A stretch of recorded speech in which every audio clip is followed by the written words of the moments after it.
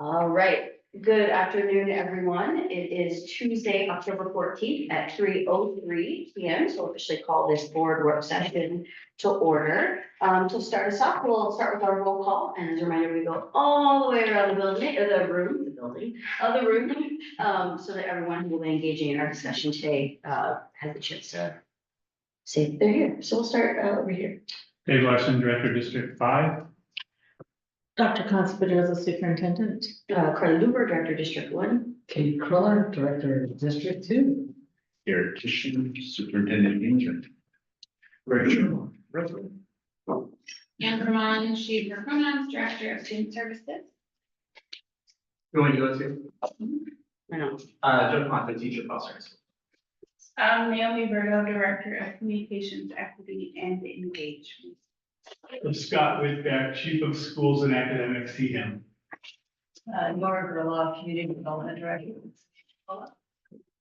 Thank you for being here, and welcome to our guests joining us, likely later, listening to the recording online, or that might be joining us later on in the meeting. And thank you for all of our guests joining us here. So we'll just jump right into our approval of agendas. Can we get a motion? Second. All in favor? Aye. Aye. All right, the agenda is approved. So jumping right into our discussion items, we have many things on the agenda today. The first of which is the cannabis zoning regulation ordinance. So I know Director Larson drafted a small letter for us to potentially present to the city council. Really thinking about how and where the new ordinance might impact schools. So take it away. So, we're looking at the new zoning map. So just to provide a little background, cannabis stores have been allowed in Tukwila, in basically the area at the bottom of the map, that green yellow area, for a number of years. My understanding is that nobody has applied, and there is not official open down there at this point. And so there was a desire to open up a little more space. And so this ordinance that was passed a few weeks ago allowed that kind of yellow and orange. It's always, the colors always get smeared when you project them, but in basically the south end of Tukwila, where it's mostly retail development down there.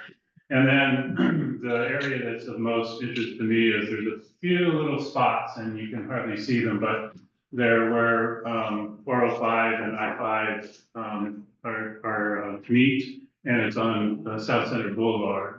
So there's a few little spots there that could be opened up for potential cannabis stores. And so little background, so the state there's state laws that prohibit cannabis shops from opening within 1,000 feet of a school. And so our school, you can't get close to any of our schools. However, there is no law that prohibits cannabis shops from opening around school bus stops. And there was actually an attempt a couple of years ago when I was doing some research in the legislature to add 1,000 feet of within a school bus stop.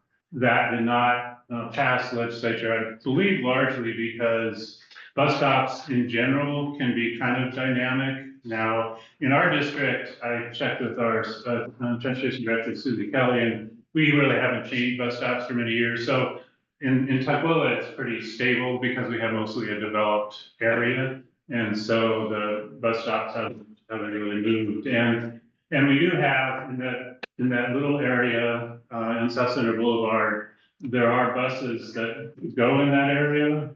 And so that caused me to be concerned about that particular area. Now, I didn't actually realize that this was going on. I just happened to be watching the Tukwila Champlin, the city council one evening, and saw that this was being discussed. So that perked my interest, so I did the research on it. They go through a process, in the city council, they run this wouldn't pass ran through their community development, committee, planning and community development committee. And to my knowledge, nobody reached out to the school district on this to, get input on it. And, listening to the discussion that the city council, by the way, this ordinance was passed 4-3, so it's pretty, controversial.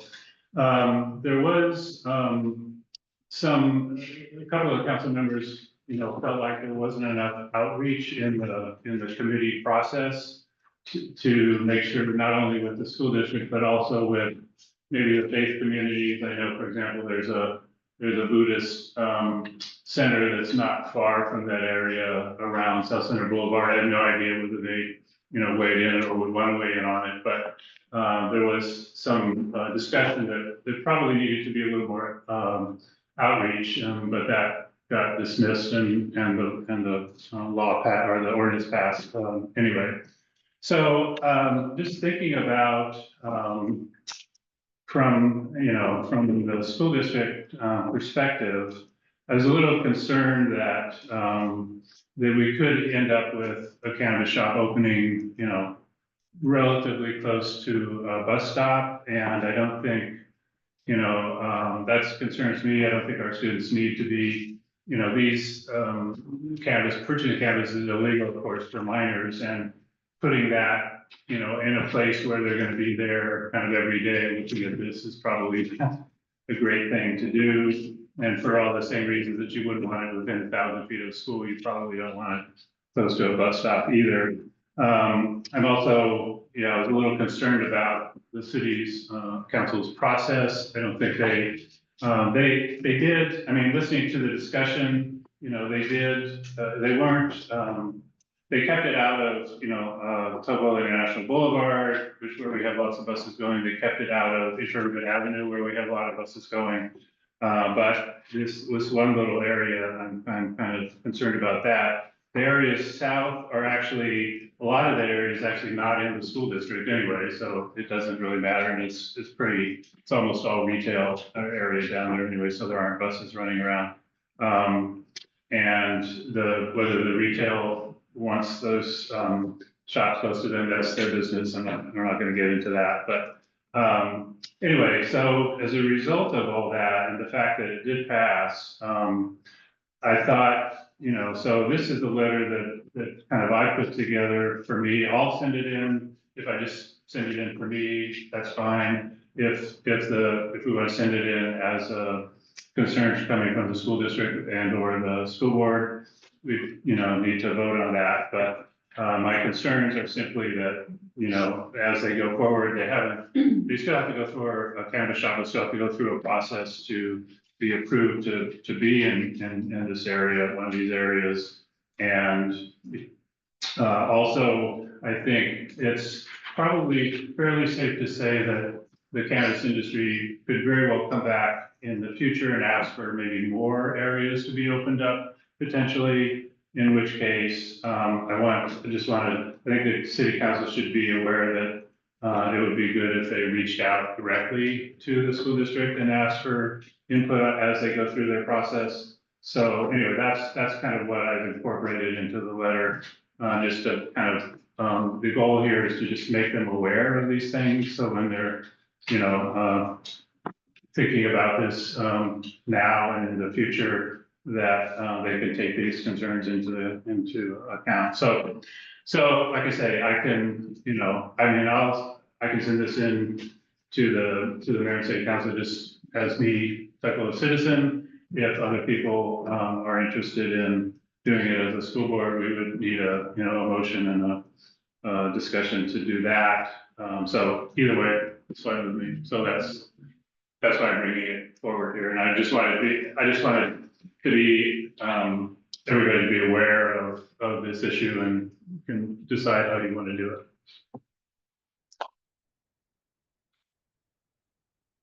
Question, where exactly are the bus stops? Yeah. So the thing with the bus stops, And I guess Susie Kelly isn't here, so I can't, they don't, as far as publishing, where exactly the bus stops are, there's a security issue with that. Yeah, And so they're not, if you want, I mean, I think I'd be assured if you said it was in front of any one of these or multiple of these purple areas, because I think that's what we're most concerned about. yeah, it would be the ones on the left, so there's Okay. There's one on the right, which is, I think, by the casino down there. Mhm. There's no bus stop there, but it's on the left side, Okay, going down that is where they would potentially be, or where they are, so. thank you.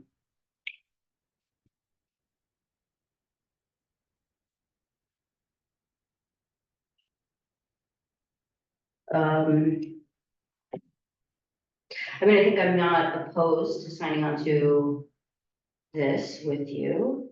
I'm curious why 1,000 feet versus 300 feet?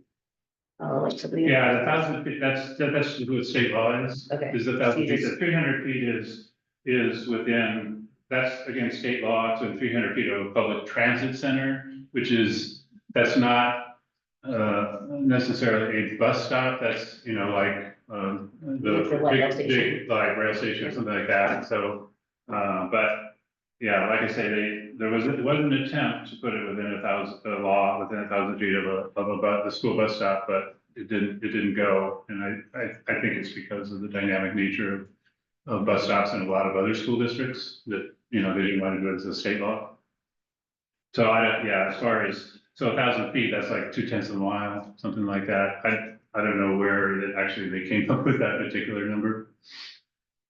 So I want to sign things that are feasible and probable.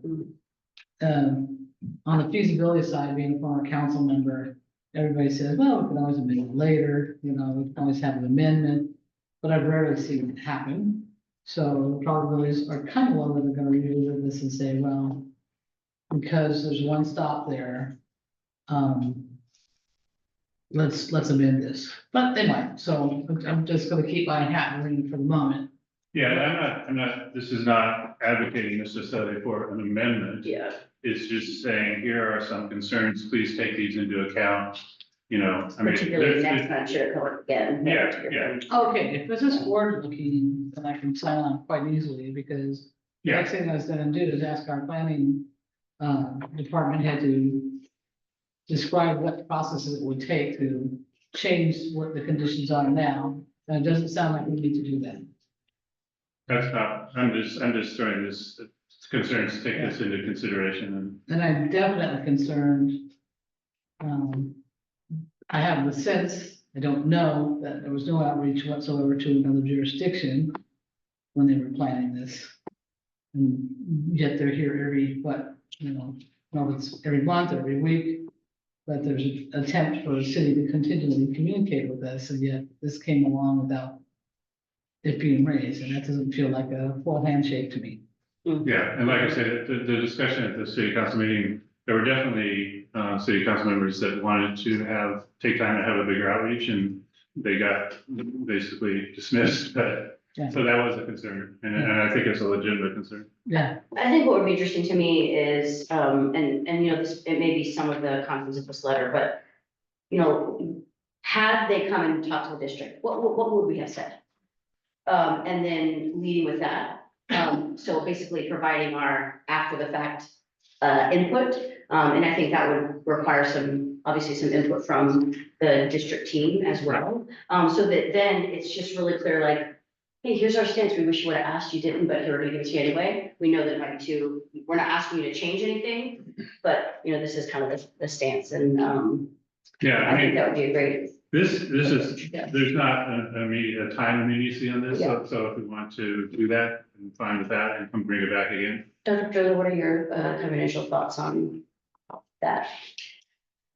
So I am open, we've been doing this before with other districts. I think my team would need to have their eyes on this letter and kind of look at it very closely. We'd have to schedule something right away, just to make sure that you guys could get this back in a timely manner. So again, not timely. I don't think it's not it's already passed, right? Nothing, this is not asking for anything retroactive, and probably nothing is gonna happen in the short term. My guess is with any of these cannabis shops. So I guess, and again, it doesn't have to be this letter, right? So I think what I'd be curious to is maybe to gather this team and say, again, if the city had come to us, the planning commission had come to us, how would we as a district responded? What would have the input that we have provided? What data might we have given? What would have our recommendation have been around, I think particularly the bus stop issue? Well, I think one of the things that Susie could have done, especially if you're looking at the guidance, is, you know, because Susie Kelly knows the state law pretty well.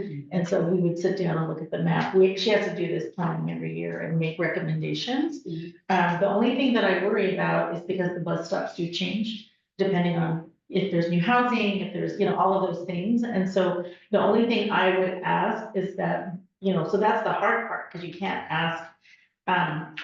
But we have to, that's the part that worries me, right? Because of the fact that if we make this decision now and put this forward, and then you set up shop somewhere and they're within the range that we determined to be safe, and then all of a sudden a brand new housing holds up there, and then we have to put a brand new. So then we're putting ourselves in a box. We're almost. putting ourselves in a box, so that's what Yeah. I'm worried about, is the flexibility of what we can and can't do, and it feels to me, we can do an initial planning, but once that's done, everything, in 5 to 10 years, it'll look really different. That's just from my experience in working with the whole district and all the different MOUs and all of interlocal agreements, and you can have you can have your best efforts, but at the same time, things happen. I So- think, and if I could take time, I think, I don't mind signing this letter, number one. Number two, my concern is for the students Yeah. of our district. I really don't care about cannabis shops. I don't think there's plenty of other history outside of what the city chose to do. They chose to do it and they didn't, come and ask for our input. This would have been easy for us to have been talked about and maybe could have thought about it through. They didn't do that. So as far as, well, it's already passed, yeah, that sucks, quite honestly, but I still think we need to take a stance as a school district and say, no, these are our kids. 1,000 feet away seems more than fair, figure it out. At least put it back on them, the city, since they didn't ask for it to begin. That's my feeling. So I'm more than happy to sign this. So I will say, I don't know, Mr. Director, you did like an informal, we do need students, I would like to have some student input, unfortunately, our students aren't here today, but he did a kind of an informal discussion with some students, and students basically said, you know, they didn't really want them close to their bus stops, so. That's what they said. But that's just, you know, non-scientific, but just it's some form of input, because it would be important, I think, to get student input on this. And I think, I definitely underscore this is neither an indictment nor an endorsement for the decision or the shop, or the law. I don't think any of us frankly cares about that. Yeah. It's about what impacts will have on students. They're in the area that we just identified a few moments ago. There's a very adult retail store there as well. We don't have restrictions on that.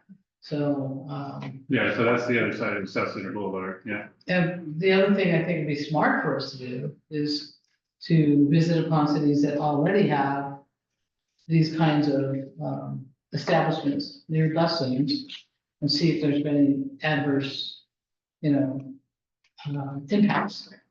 You know, that would slow it down, but to have data to inform the council might be a smart thing to do as well. So that would be, I mean, I think Susie Kelly would be in probably the best position. Yeah. I'm sure she has contacts. Call Yeah. some peers and Yeah. find out. If Sure. it's- So, Because if it's neutral and people aren't complaining, parents aren't complaining and don't have issues, then I don't want to come up with a nothing order here either.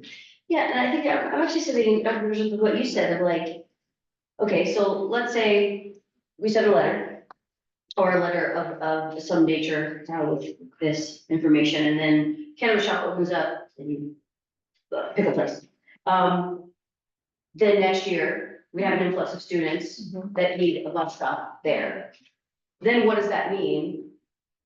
They won't close the cannabis shop, nor should we expect them to. Then we don't put a bus stop there? And then how does that impact? That's not our problem.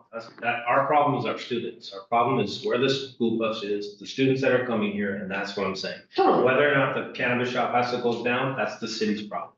They're gonna have to deal with that, giving out the licenses in the city, right? So all I'm concerned about is our students. So I think we need to provide something to the cities, whenever we wanna make it look like, something sooner than later, I believe, that has our position for our students and our families, that this shouldn't be near there. Whether or not, I hear what you're saying, whether or not that there's, well, maybe I don't. Yeah. So whether or not that if we get an influx of students or some, we have apartment buildings, a bunch of students, now that we have to have it, it's there, that's the city's problem. They're gonna have to figure that problem out, that part of it out. Not us. We're not gonna say, hey, I can't, Well, but I think, actually, I don't think so, because if, again, cannabis shop opens up, they've already given the license and the permits, it's open, right? We have an influx of students, we have to put a bus stop somewhere in that vicinity. Yep. Then it's not, I don't think it's the city's problem then. I don't know how it could be. I feel like that then becomes We have to set a bus stop of then 1,000. we would have to comply with the 1,000-foot rule, right? Or the 1,000, yeah, so then we would have to put a bus stop further away from where Okay. kids are, Okay. right? So then it becomes more of a like. Yeah, exactly, but here's the thing, here's the flip side, is I don't wanna do nothing, I don't wanna send a message that there's nothing. And if it is 1,000 feet away, then at that point, that's because the city didn't realize the full impact of the choices that they made that was gonna affect our entire community and those that live within on this decision. And so because that wasn't thought all the way through, we're sitting here in a meeting for 5 minutes and you came up with that in 5 minutes. You know what I mean? And that, well, or Dr. Drew, exactly. I don't think. Within 5 minutes, we already just took one issue, right? That we could have, but because it wasn't with that, we're kind of now we're at the default, right? We weren't asked to come to the table. It wasn't brought to our attention. Our kids weren't thought about at that point in time. And then now here we are trying to manage a city decision for our kids. And the point of that I'm saying for me on the school board is I have to think of our students first. I have to think of our community first. And so if I have to do that, we have to take a stand somewhere. I don't want to say, well, the city may give a license here, or this may happen in 10 years. Nope. I'd rather just make a stance now. And then we have to, I'll just have to muddle through that because that's kind of where we're at. That's my own. The only thing I would like to see added, based on my thinking is, because I know Susie's on a couple committees, I think there's is there a safety committee that she's on? Is she on that too with you? So it would be, and I know Chief Whitbeck's on there as well, and the whole goal is safety, right? So that's the whole goal. So my one request is to ensure that this topic gets reviewed through that safety committee, right? And through that traffic safety committee, because it's not just about traffic.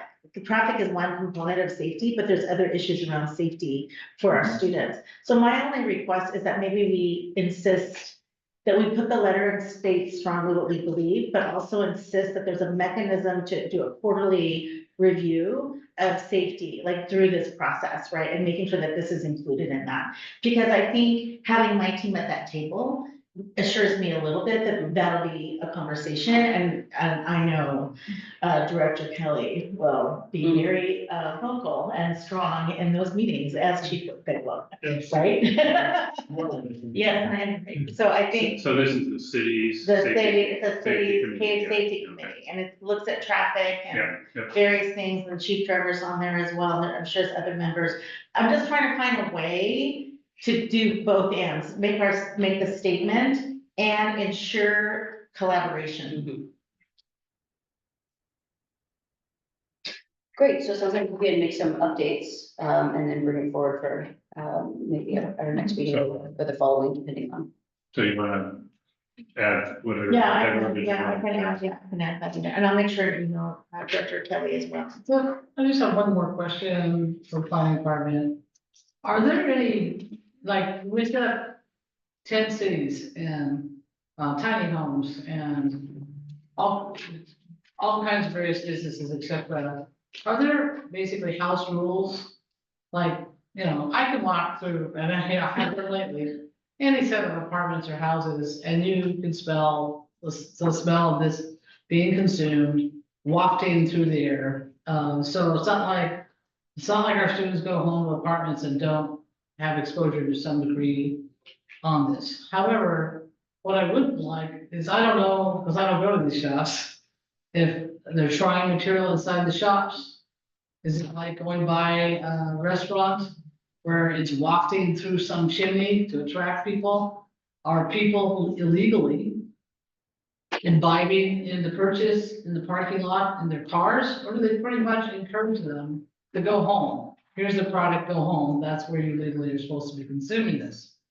Are there any house rules that you can apply to these business owners that help their customers comply with the law and go home? Does that make sense? Because you aren't supposed to smoke it in public. I don't know if you can eat it in public. I just don't do it, so I don't know. You know, tiny homes are asked to have fences that kind of screen them off from the world. Are these guys required to have their sign up, or like the rest of it's pretty blends in with the environment as opposed to looks like a blinking casino? Are there any city regulations of those nature, either here in the city, or is it applicable, and could you do that in a city? Does it happen somewhere else in the state? So they would be subject to the same scientific regulations as any other business. We did impose some certain safety factors on there. I don't think you can consume on site, although I haven't been in one, so I don't really know. I walked by them and I don't smell it more there than I smell just in a park or other places. So I wouldn't be able to answer that. Okay, It is illegal to, you cannot smoke it in a building. okay, I know. Yeah, or outside. It's supposed to be consumed in your home, Correct, nowhere in public. correct. Well, I don't know what a private store represents. Yeah, legally you can. Okay. There's like signs all over. the Okay. site, so you can't consume or have open Okay. products in the Okay. premises. Good to know. Yeah.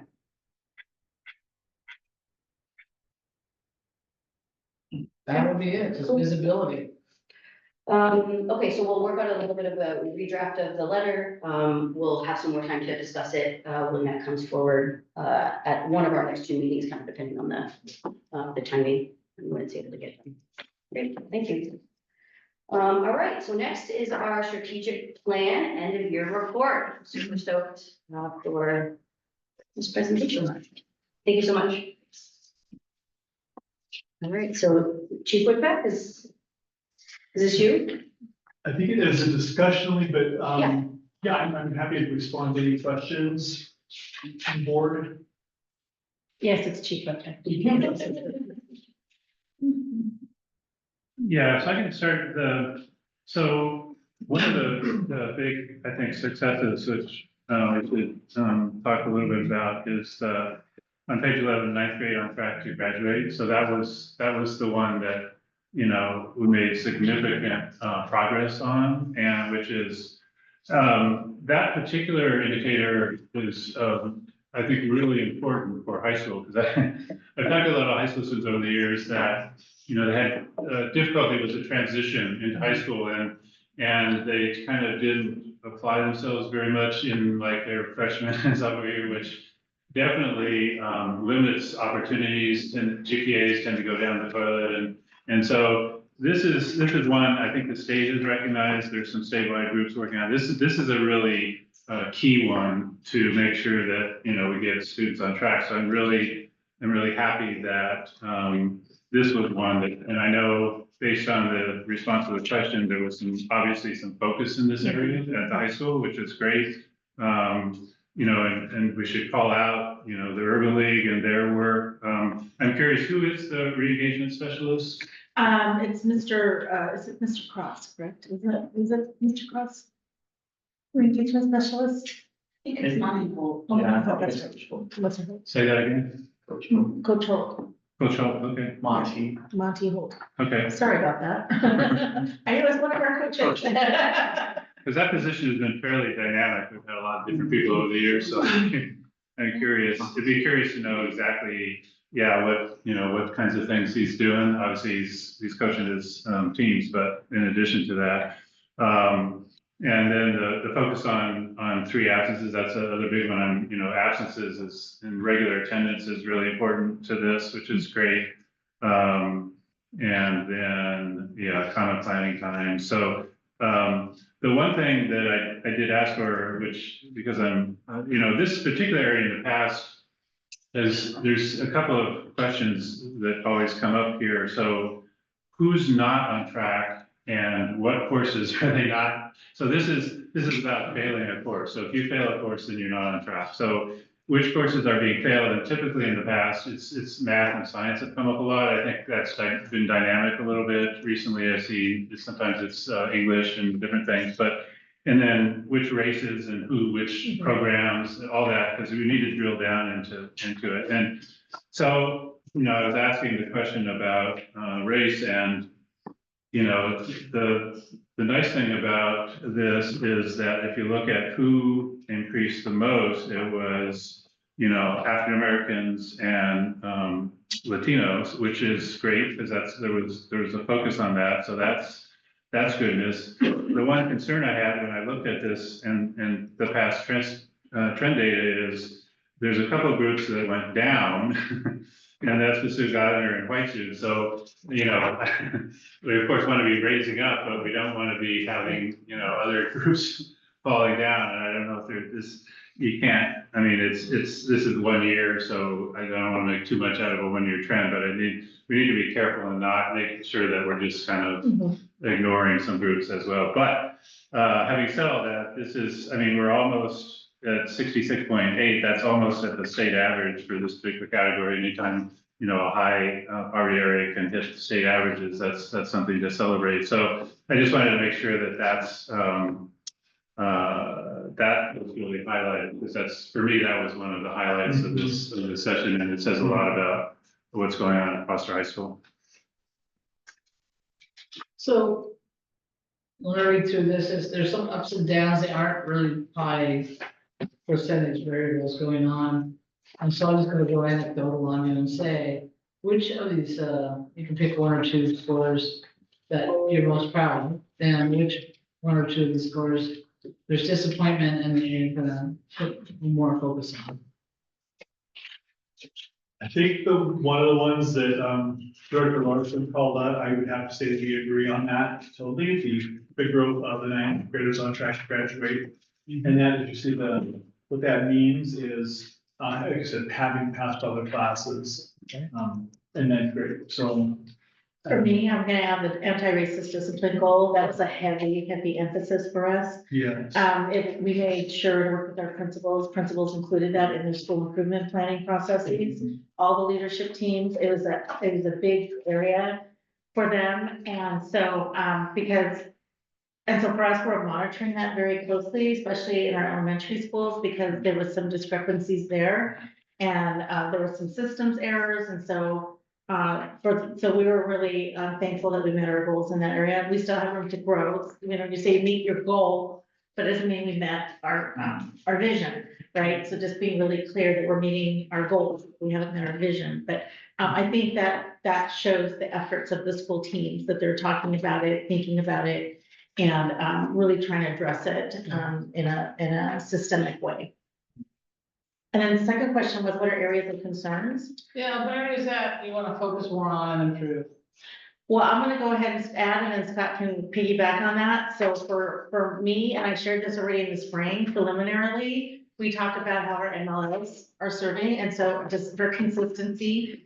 So we have some large growth areas we have various growth in lots of places, but the one area that is concerning to us is the flat. It's already low and it has been flat for our MLO students. And so we actually have doubled down and put in a proposal of professional learning for this year, targeting our MLO students, not in their specialized student service classes or their intervention classes, but really doubling down on building our tier 1, what's happening in the core content, what's happening in the algebra class, what's happening in the in the chemistry classes, what's happening in third grade. And so just sharing, that's the emphasis and focus. So we have a huge professional development plan for all the teachers this year, some coaching, embedded coaching. We're doing some train the trainers with our MLL teachers. We're kind of hitting the whole system. So, but that's our focus this year based on that data that we received last year. And then this data just sort of, highlights that has to continue to be a focus area for us in the system. 50% of our kids are identified MLL on the WIDA exam, and so that is a target area for us. We believe that if we target in that area, you're going to see growth in all the other areas as well, because when you look at our Black and Latinos and Asians, many of our students are MLL students. So all good, thank you. One other question is gonna be a little strange, but, what else is there with me? Because I'm engaging with, the residents right now, is many people do not have their children in our school system. But it's very expensive not to have their children in our school system. And they're watching some of the news, and we've talked about emphasizing the positive here. And they're wondering, is it time for them to bring their kids back to our school system? And my answer is always going to be yes. And yes, we are on upward trends and things are getting better. But in what category are they talking about? What category am I talking about? I'm not always certain it's the same. But there is a hunger to get away from the cost of private schools. But something drove them away. And the question is, do we have our finger on the pulse of what's causing that? That's not the real point of this report, but what's causing that? And do we have our finger on the pulse of what might attract them back based on some of these strategic plans being implemented and having good results? Does that make sense? What would you say is the question?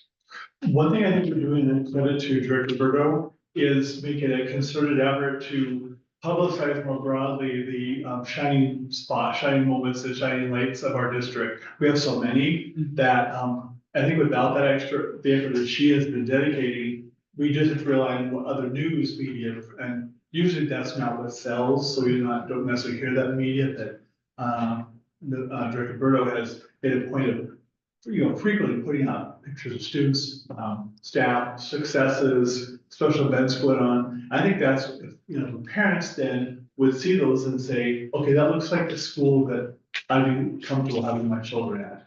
That's one of the goals. And I'll just add that piece, so a lot of the media and the state publishes performance metrics, standardized, that one-time big test, right? And that's important. We're not saying that's not important. It is important. But the only way you can get there is by growth, right? You have to have growth. So if you have a student coming in from, we're going to make up a country, Iran, and they're a ninth grader, and they're probably a very highly capable student in Iran, but then they come to the country and they are starting in ninth grade with 0 credits, right? And with 0 English, taking an English test. Right, and we already have a test that's gonna judge that. They're gonna probably get a level 1 or level 2 maybe, and we're considered a low performing district. That's actually not true. So the goal is to figure out, how do we talk about performance, but also growth? And what I will say proudly is that our principals are dedicated to growth. They're dedicated to linguistic growth. They're dedicated to academic growth and social emotional growth, and that's what should matter. So those are the big 3. If I, as a mom and parent, I want to know that wherever my kid comes in, because I had a child with a disability, and my child did, but I cared that my teachers did not give up on him. I cared that the teachers took him where he was and pushed him as far as they could go. That's what I care about. Maybe some people don't. And those are people that will never come back to a school system, but I care about the people that care about that. And I will say, a matter of fact, I'm the biggest champion of our teachers and educators and our paraeducators, our staff and our school. And I'm looking at Cindy Perez right here, who's an assistant principal. They care about that growth, and they're going to push not just 1 year, beyond. They're going to keep pushing to get them as close as they can, so that we can meet those performance metrics. That's what I will say. So I want to come back to that. I think it's a really important question, one that I ask a lot of, but I actually want to pivot to something that you just said that is curious. So I believe that, right? I believe that every staff member in our system cares about kids and wants to push that growth. But then if we look at this goal number one, staff have high standards and expectations of our students, it's at 55%. Yeah. That means that staff actually aren't feeling Yeah. that our students are capable, or something is happening there. There's some sort of mindset that is translating into why we don't set high expectations and standards for our youth. So I'm kind of curious about like how y'all are perceiving that tension, right? And again, I want to recognize that there's no doubt in my mind that everyone cares about the young people in our system. Yeah. But then that this tells a different story. Look, I I can can talk about that, yeah. Yeah, I've only spoken to a couple teachers about that, and I'm wondering, so my question had been, what does high expectations mean to you? And some people might say it means all my kids ace every test. Some people say, they would say, why should people do not mark high expectations? They say, well, by saying expectations, maybe that's implying that I think everybody will ace everything. And our kids are brand new here. If they got here last week and they don't have common English, I can't say I have expectations they're gonna ace the SBA because it's impossible. So I think some of the messaging I got from a couple people was that, they don't see that as having low expectations. They just feel like it's being realistic to take, I kind of interpret that to mean like a growth. Start where the kids are and go quick with them there. So again, that's very small and the people have. I will also add that as much as our teachers love, there are some, so we've been doing a lot of push for example, grad training and supporting. And I had so many people come up to me, I guess, saying, thank you for that, thank you for that, thank you for that. I think it's also about skills, right? Because I think when you are faced with 30 children in front of you, and you're wondering, how do I meet all their needs, right? I think that's part of it. That's why we are doubling down on that professional development to give them the skills. I hope that through their own confidence, right, and that their own abilities, they are able. And I do believe that actually this is something we have to talk about really and dig in a little bit more, which is why I'm interested in looking at a different type of data set, because we've been kind of like this for a while. And I just sort of wonder what we can do to really push people into thinking through, like, what's actually the real behind that, right? We also have to, there's a data point that's not here, I'll call out, that says, I believe I'm giving 100%, and that's really high. So I will say everyone thinks in our building, in our district, that they're giving over 100%. But there is a disbelief that everybody else is working as hard as them. And that's a big, like an I versus we kind of mentality and a shift that we actually have to address. But everyone, the majority of folks in our district believe through the survey results that they are giving more than 100% to the kids. Yes. But there is a shift when they think the whole system, and so that's another thing we have to unpack in that too. Yeah, I think it's really, this is one of those ones that's really important to dive deeper down Yes. into it. Yeah. It's a superficial thing, Yeah. and you don't know what people are thinking.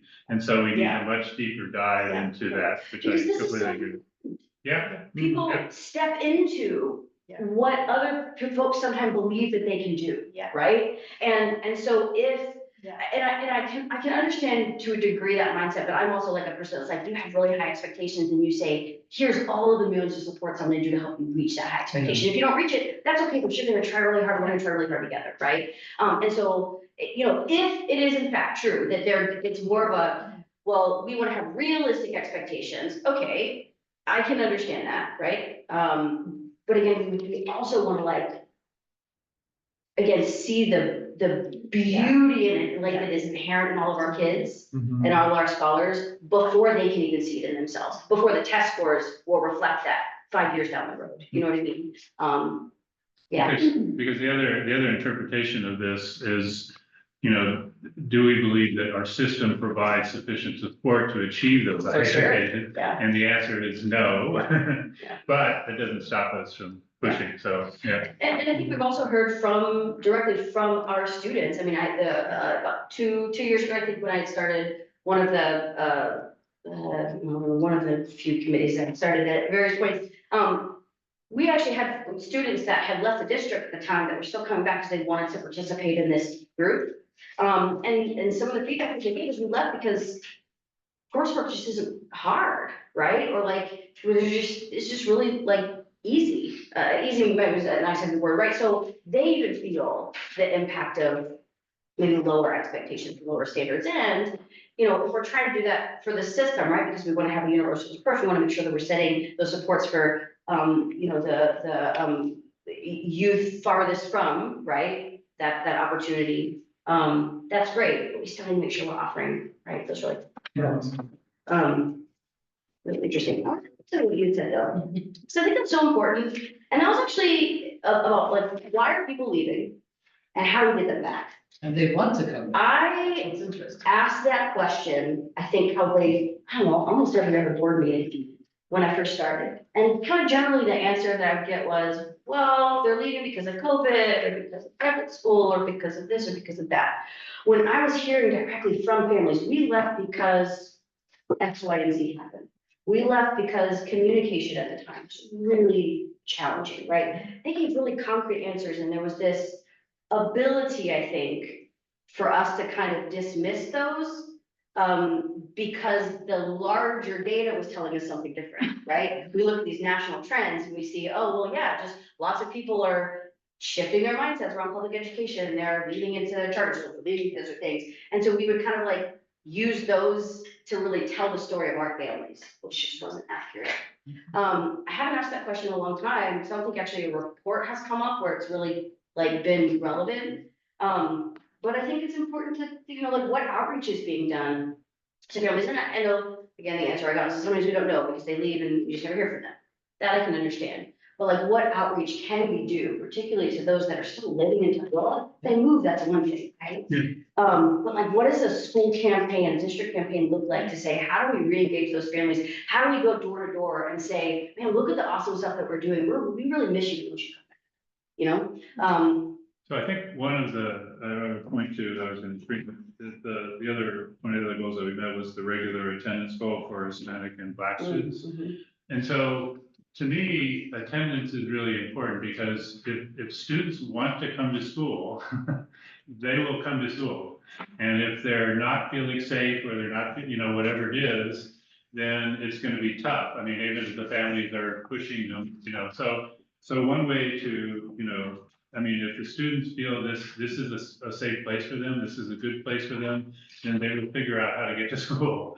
And so that's why I think this particular number is encouraging. I mean, we obviously need to do more on that, but that's why attendance, and I worry when attendance starts going down. That's an indicator that something isn't quite right in the schools. I mean, we know that there's some decline in attendance because of COVID and people are being more cautious, and that's fine, but it's more than that. Yes. And so that's an indicator. Well, I did ask one of our elementary principals who had probably the largest exit this last year, what if they had to, and I asked when I called them and said, hey, what happened? And she indicated that they've been calling the families. When they call and the families do answer, they ask them why. And so a lot of families had moved out in the region, right? There was a couple of things. Some families went back to their countries. Some family, just a lot of reasons. So she said it was not based on, all of it wasn't based on like the perception of the school. It was due to some family situations. The other thing we're looking at is trend data, right? So we get to a lot more students coming back at high school. Right, so there's that charter school, and then I was actually, one of my volunteer duties in September was I actually did filing for one of our other elementary schools. And I was talking about attendance with that elementary school as well. And it was so happened, it was just a student who was actually going to a charter school, and because we're looking through files, we're going through all the files.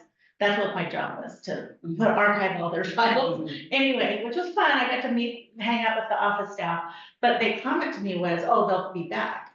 So they have some students who go and then they find out that it's a similar experience and then they come back. So that was an interesting idea to me too. So I'm just saying that maybe they do go, but then there's that second piece of data that some of them do come back. They either come back at high school or at middle school, or they come back during that same year, but I heard that too. And I said, really? And they said, oh yeah, that happens a lot here. So that's just an interesting understanding. So, but our data tends to roll and get more and more and more as we go through the year. So I just found that was like just street data and anecdotal street data just from asking those questions of the principals. Now, I don't have anything in writing. We could definitely think about an exit ticket, maybe to quantify some of that for next year, but I think but our staff are calling families, and the ones that do pick up the phone do tell them what's going on in their lives. Those are the ones going away. Do we have any idea how many people are going to like private schools that live in Tacoma? So I could start recruitment on. I do, part of my role is to manage, Title I supports for private schools, so we have, two in that are, reside in district, Abu Bakr Academy and Academy Schools down in Urban. And then we have, I think, 12 outside the district. They have at least one Tukwila area student who attends or residing, we do outreach to them, see if they want to participate in the programs.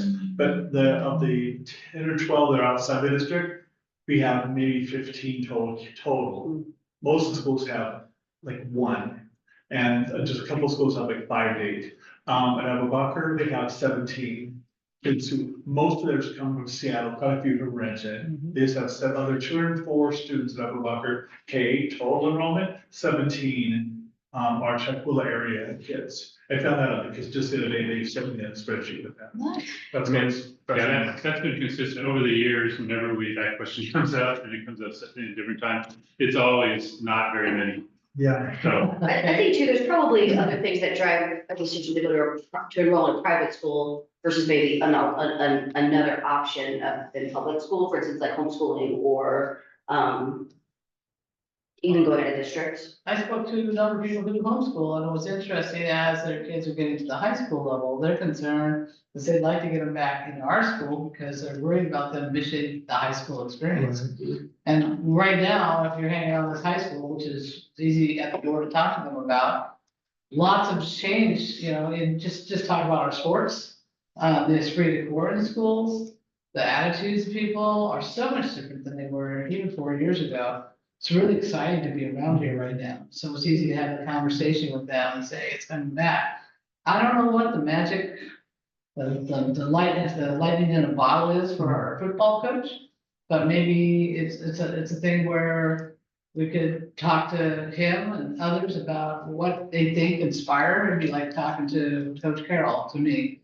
What do you do to inspire youth? And then we can talk to principals and teachers and stuff and just start trying to figure out what the secret sauce is that might be alluring to people who went away for a certain reason around COVID or whatever, but is really, everybody I talked to was right on the edge of, I think I want to send my kid. And the other day it was someone who had a 2-year-old, she heard, so new to the neighborhood, their antennas are up, they're absolutely aware of what's going on at the school, that's good, and that's not good, and it's fascinating, they are all plugged in on this stuff.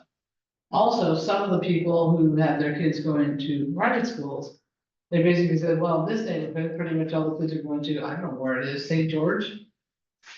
So I don't know much about it, but apparently there's a whole class just going to that particular school because that's what all the moms in that neighborhood did. So, you know, it might not be a bad idea if we think we're on the, I feel like there's a tidal shift going on in a big way here in a positive way, and I'm excited about it. And so it's easy for me to talk to them, but it just feels like right on the edge. Maybe we're only talking 20 families. It's not worth your trouble under the Pareto's law, right?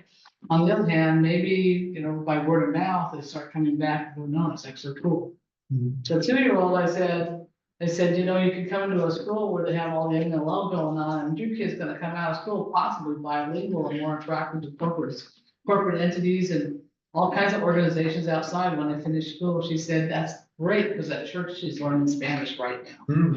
So there are families that are trying to get that going ahead of time. So anyway. Well, with Abu Bakr, I know they, I haven't spoken to children there, but speaking to the principal and sister principal. Since it is, an Islamic academy, their families, probably the major reason they go there because they want the immersion for a faith base. So, I think they're probably less likely to not, because that's why they're there in the first place.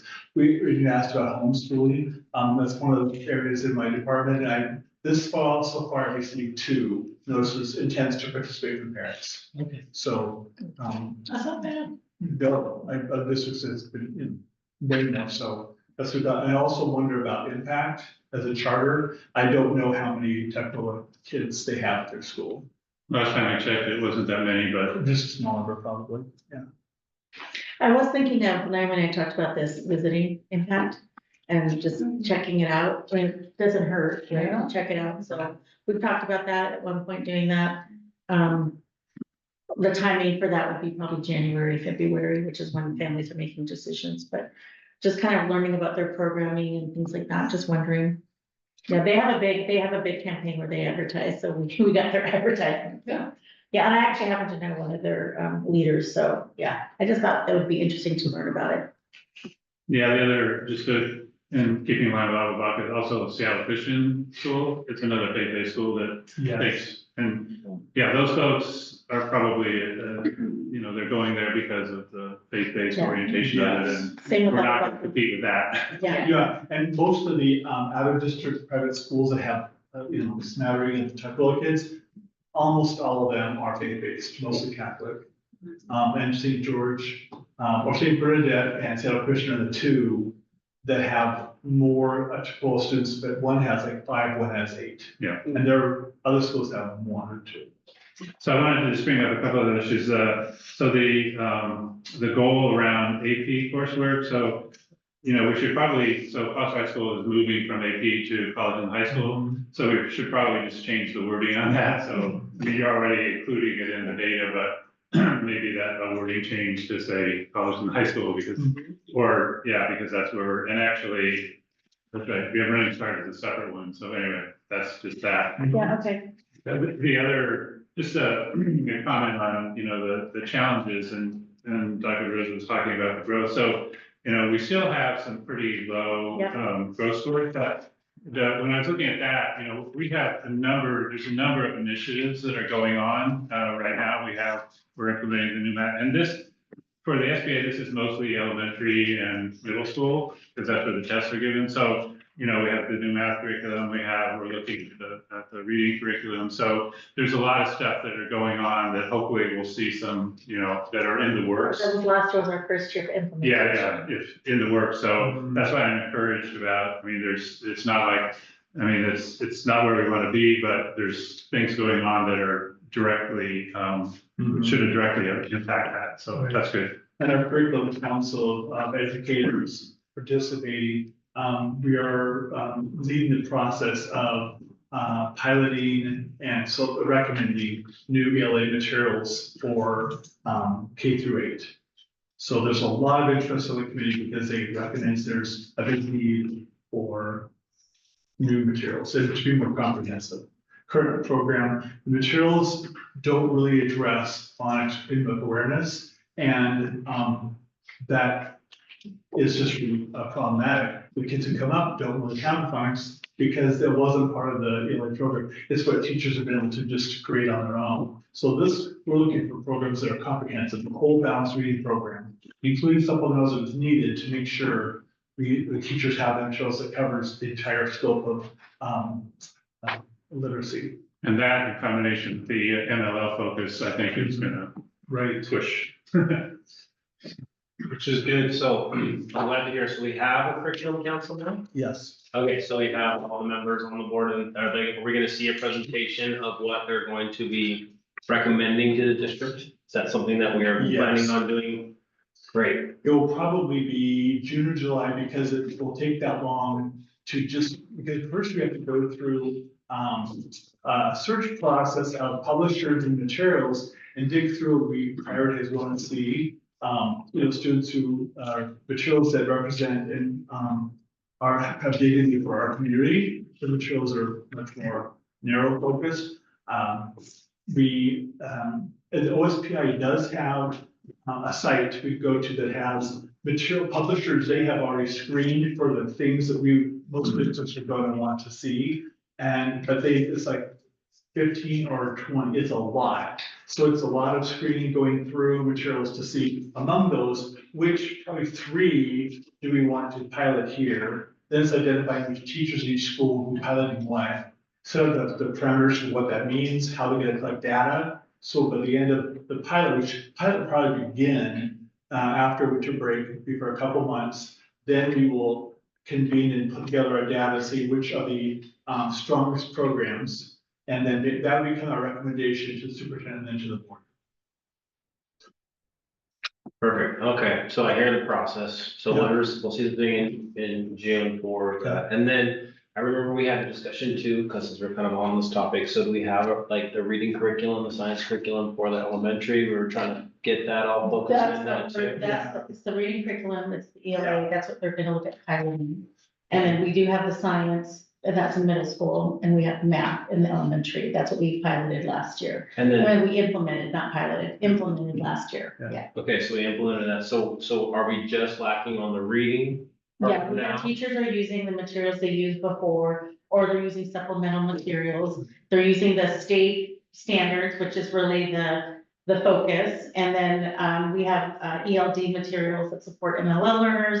Yeah, so they're using what they have, and then the goal is by January, we're gonna start the pilot Mhm. with a recommendation by the end of the year, so that we would have a full K-8 ELA curriculum with math, with phonics, everything. I mean, not math, sorry, writing, reading, and phonics Yes. for the entire K-8 system. That's the three that we're talking Yeah, about. that we're gonna look yeah, it's a at. whole balanced literacy program. And as far as when it would actually be implemented, we need to align our purchase with when we have the money from this allocation. So that will be around October. So we'll be prepared at what we're gonna purchase, we'll already be working out with publishers. So that's usually a month turnaround or so, once you made a purchase request to actually get the materials. So we anticipate the curriculum council has talked about thinking we probably would get materials in November. We would start introduction of some professional development for how to, best use of materials. And then to be ready to distribute in December. So after break, teachers come back and the materials are there and they can begin using the materials. So it's, some of these curriculum processes all are within 1 year, but it just isn't possible with our situation. Okay, so the piloting begins in June? It would begin January of this school year. January Okay, so January- 2026. So the curriculum council then has already identified programs that they want to be teaching or appropriate for our students, is that right? No, we only had one meeting so far. It was just to lay out the timeline and steps and look at what we, the minefield, what are we trying to make sure we don't do. And talk about who might be piloting what. So it's at the very beginning phase right now. November meeting, we will have already triaged some materials to recommend to the committee to see which materials we're gonna pilot. And then from there, we'll contact publishers to send us pilot materials. And so the goal is to receive it before winter break. So each school, maybe one school might have, 4 people piloting pilot A, 4 people piloting materials B, like that. And so materials will go out to be at schools by December, so they come back after winter break. The teachers who are piloting will have the materials. So it's a little bit complicated process, but we're making it as scientific of a process as we can, so we really we can feel confident about, we're spending, $500,000 of taxpayer money, we want to really know. I think that's kind of where I was leading with it is I'm trying to understand the process. If we're piloting 3 programs now, and then are we just entertaining 3 only, or is there, and I don't know, okay, just so if we take reading, are you guys piloting 3 different reading programs? Yeah. Okay, and then that's happening through January, and then out of those 3, we're gonna pick the best one there, and We'll that's have to make a a recommendation. recommendation for the purchase of it off of those. Yeah. Okay, So- that helps For the- clarify. And that'll be gearing up for the 26, 27 school year. Right. Okay. So January through March is our tentative pilot time. That's when the teachers who have the materials don't use what we currently have, they use just those new ELA materials. And so January through about March. Yeah. And then we convene, we'll be already meeting between there, but then we'll start convening to look at what have you learned through your journal, what do you notice how your kids do? What is it missing? And so that would be the March, April, May recommendation to superintendent to the board by July 4th. Cause that's a lot to do, K through 8, that's our Yes. goal, right? Yes. Okay, got it, that's a lot. It's a lot, but it's necessary. Yeah, Yep, oh, no, absolutely. yeah, people are enthused about taking this on. Thank you, Scott, for taking it on. Well, especially when a couple years ago, I did the very same thing in another district in Oregon, and there, same size as us. So I thought it's deja vu all over again. First, I just want to say 100% participation in conferences is really amazing, right? That shows, not that I'm surprised, but our families like engagement in their youth experience. I'm curious to hear, what does growth look like for you for when we have a baseline of 100%? Mhm. How are you thinking about that now? Great. I think part of that will be, and just a little bit of backup about what did that mean to get 100%? So first I looked at it, like, that's lovely, how did we all get 100? And part of this because the teachers are working hard to provide different ways for parents to participate in conferences that make the most sense and most comfortable for the parents. So it might be coming into the school for an organized conference time, might be like open house style, might be Zoom or phone calls, but it's somehow where it's talking specifically about how their student is doing. So with that criteria, That's great. yeah. So I think the thing we want to look at is, I always think just my bias is toward in person whenever possible. So I think the growth would be increase the percent of those conferences in person. Compared to, I mean, I don't even know what the number of percent is right now, but that would be, I think that'd be a little visible personal connection if it's in person. And so that would also then try to maintain the 100. I think if we're even within like 98 to 100, that gives more for a case, some families for a reason just are not, choose to not participate in that. We just read that article that said that our Black and Latino families felt more comfortable with a trusted adult in person versus, and then, but they said other families, it's something to consider. They like to use internet and Yes. social media and other ways, but they said our families, the research shows that it's the families of color that want to have more in-person connection. Mhm. So, interesting. I think growth for me means that I think for the principals, I think this really stretched them, by the way, and by the way, we targeted certain grade levels, right? So that it wasn't all K-8, by the way. This was our target grade levels. It was 3rd grade, I believe it was 9th grade, and then it was 7th grade, right? We had a target. Yeah. So for me, growth would be actually expanding that to all our kids, right? Like that would be how I would look at that, is maybe expanding that to 2 grade levels or 3, and really, because they had a targeted approach. We picked those anchor grade levels because of the anchor grades for our kids, but I think expanding that to all of the whole entire community would be key. Yeah, 3rd grade pivotal, the first year they take the SBA and all of those pieces, so. But yeah, that's what I would consider growth for me. Awesome, thank you. Great. Anything else on the strategic plan and the review? Good, thank you so much. All right, next is a look at our student services reports.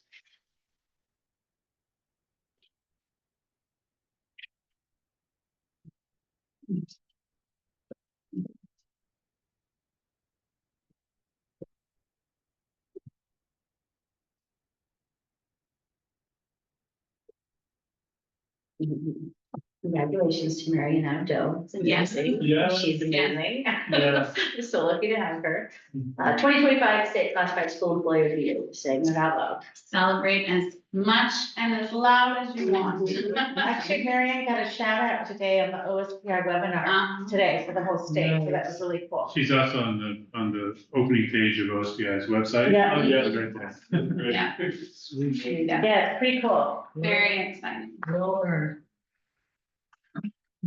So I'm interested in, kind of talk a little bit about all these different programs, Section 204 and the McKinney-Vento, and, kind of what are the kind of measures that we're using to determine whether it's going well. And, one of them that I'm intensely interested in is the attendance issue. I mean, stuff to provide quality instruction if they don't come. So, and I'm interested in just, I mean, it'd be nice to see some of the data broken down here by the different groups, you know, particularly the ones, when I was looking at the breakdown, the ones that have the lowest attendance rates. And this is 22, 24, so this guy doesn't have the latest data out, but it's, you know, Pacific Islanders, it's Gender X, it's foster care, it's mobile students. So, you know, kind of breaking that down and then going down into, you know, trying to go into the street data of, okay, what's going on? And I'm getting increasingly concerned about the Pacific Islander. They keep popping up, unfortunately, as one of the, and we have a good number of them. So I'm really interested about what's going on. I can remember a number of years ago when there was a Foster High School teacher that was Samoan, and we rarely have this, but parents in that community were coming in and just lavishing praise on this one teacher, and that's, you know, that's one way to kind of start connecting with groups, and that's kind of an HR question to some degree, but I'm just, yeah, interested in kind of drilling down, particularly on some of these groups that are not coming to school and understanding. And you mentioned that, you know, that's okay, it's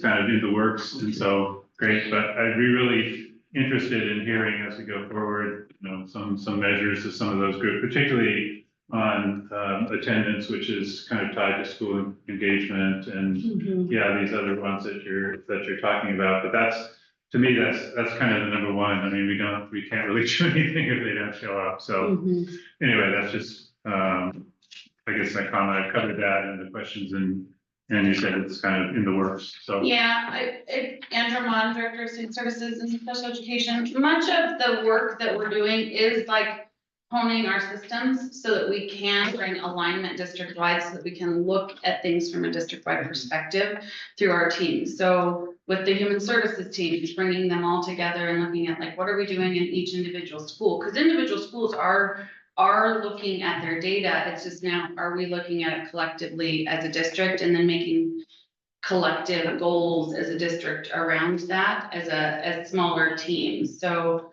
much of that work, it's called out in our McKinney-Vento grants around like specific to students who are eligible for McKinney-Vento services as part of our monitoring for the money that we're getting. But that is spelled out specifically for that plan. All of the other areas like you know, looking at students who have a Section 504 plan, that's monitored by the individual school and the individual students team. But as a whole, collectively, from a human services team side of things, that is an area that we're going to get to, because it matters for all of the things and how we're engaging our students. And then our students who aren't coming, how are we inviting them in, making them feel like they're missed and that we want them here.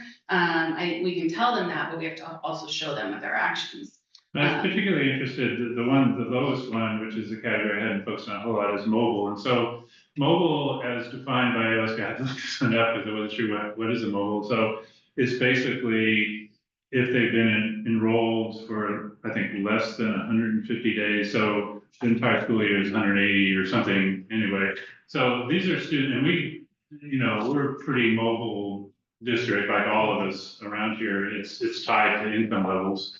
And so, you know, do we have, and that is the biggest group. There's like 100 and something, I forget how many students are there, but and that's an interesting, challenging group because they're coming new to us, and so we have to figure out, you know, where are they? And so anyway, that's an interesting area to study and figure out, you know, what's going on with those students and how can we get them interested in coming to school. And some of their low attendance may be related more to what they came from, to what they're going to, but it's an interesting area to study, I think. Yeah. And as a goal, like we always want to look at what are the individual needs of the student and what are their barriers. And Right. some of them, there are things coming with them there. Some of them, how did we welcome them when they first came and walked through our doors? You know, there's a lot of different factors that, there's a lot of family dynamics, there's a lot of culture, there's a lot that goes into that, but really it comes down to like knowing your students, knowing what their needs are, And then how do we support those needs and wrap around holistically? Quick question, how much community engagement are you getting now? Like people volunteering at the schools, parents or adults? Is there, I know that Tuckahoe Elementary seems to have a very good, body of adults there that are helpful, and is that through all of the schools?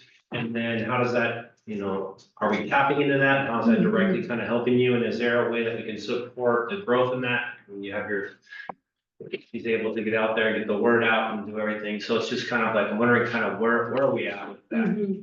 I do not know the answer to that because it is an answer that we can get because we know how many volunteer applications we get. We know how many people and where they want to volunteer, and the purpose. Some of them are ongoing volunteers within schools. Some of them are going to a field trip and so they want to volunteer to go on the field trip.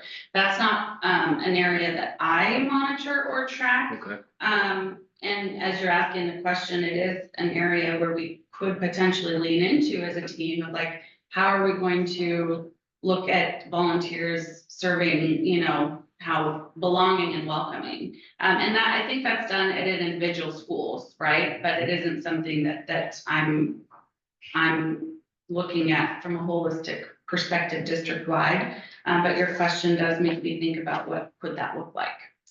So I don't know the answer to that right now. Sure, yeah. I can also speak on that, Director of Communications, Equity Engagement, Leon Roberto. I actually just had a wonderful meeting with City of Tuckahoe on Thursday, where that was something that I brought up. Something that I've been prioritizing for the year is having some sort of a volunteer campaign where we increase volunteership and presence in our school communities, whether it be in crosswalks or being in hallways, being on our playgrounds and in classrooms. Something that we'll collaborate to be able to do is really engaging with seniors in our community first. So starting there with senior housing and connecting with them if they're actually looking for opportunities to volunteer. So I'm very excited about that. And then we'll also, of course, do some door knocking to get other community members who are home and available to come into our schools. Because a benefit that I see is not only just their presence and the environment that it cultivates, it's also connecting generations, right? So you kind of have this cyclical nature of elders learning from young folks and young folks learning from elders, which is a great benefit when it comes to education. There's so much research about the benefit, even for seniors and longevity of life. being connected to The other big one on connecting, that is also that retired people vote. And my experience in going out and talking to people is if you talk to an older person that has no connection with the younger person, they're probably gonna vote against it. If they have a connection to a younger person, however that is, well, yeah, definitely, we wanna vote for that. I Yeah. definitely want to get behind you as far as getting that campaign out. I think that's a really good resource that we could tap into. I don't think the school can do it all. Right. And we're looking for people from our community that speak the language, look like our students, and that we could get out there. And so anything that we can really lean into would be Yeah. really good. And if you could get that, I don't know what it would look like, but it'd be good. I think we should lean into that somehow. So I would, like to see that for sure. One thing, and it's somewhat related, but it's not on a volunteer basis that I do manage and support and monitor is our community partnerships around social emotional health, mental health supports and like expanding our, and then also ensuring that we have a memorandum of understanding with them that they're not like, it's not a partnership that doesn't have clear guidelines and boundaries around. So that is one area of doing that where we are looking at expanding like access to resources for our students, access to resources with people who look like them, who speak their language, who know and understand their culture at home so that they can better connect. And then through that, like increasing engagement in a way that makes school a more supportive place as well. So not totally related, but No, somewhat. definitely important.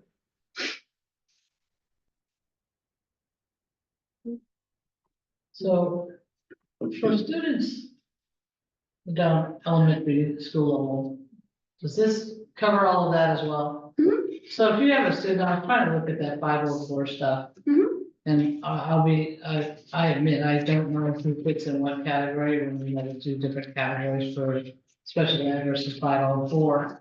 In a nutshell, is a 504 person somebody who's struggling in school but doesn't have a like identified diagnoses for disabilities? No, so I think slide 10, I mapped it out a little bit. So section 504 in special education are two different, areas of service. So section 504, it's based off of civil rights law. It's based off of making sure that any human has access to a place or a space. And so for what that looks like in school, it's any student who has an identified disability or a suspected disability, or one who is thought of as possibly having a disability, whether or not there's a significant major life impact in their ability to access school programming. And so if that's the case, then we would develop what's called a 504 plan, which is something that provides the accommodations that make the space, whether it's environmental, whether it's academic, and around accommodations to their educational program. And so that's really the difference. Special education requires that they fall within one of the 13 categories of a disability category, and that they also require specially designed instruction. So then there's a plan around what that instruction looks like. So if you think about it from a very simplistic perspective, a 504 is about accommodations, and an IEP, special education, is around instruction. Okay. If Ran into that a helps. family with a young man who, while I was talking with them, seemed delightful, fun to be around, probably about 6-ish. And he was active in the background, playing with his toys and doing stuff, but to others, if you were just a casual observer, there was a lot of energy coming out of this person. And I actually love anything that gives people with energy like that as much latitude as they possibly can have, because some of these people turn out to be geniuses when they grow up, and they design amazing things, and they turn into artists and engineers and really amazing people. But the father told me he was struggling with our district, that this young man was getting suspended on a regular basis for behaviors in class. We'll take it offline, but when I see that casually at the door, I don't know if he needs to go get some kind of diagnosis for the kid to come back under one of these programs, or if in fact, is there such a thing as a kid we can't teach and handle? I know. Okay. There is no such thing as a student that we cannot support and make sure that they have resources and educated, and that it's our responsibility. Okay. It's our obligation to make sure that we're protecting their right to a free, appropriate public education, whatever that looks like. And so if there is a student who is struggling, and to take out any specifics from an example, but like looking at it from a perspective, that's the job of our team, is to look at like, what are the supports a student needs, bringing a team of folks together who know that student, their family, the teachers, and then looking at like what makes the most sense.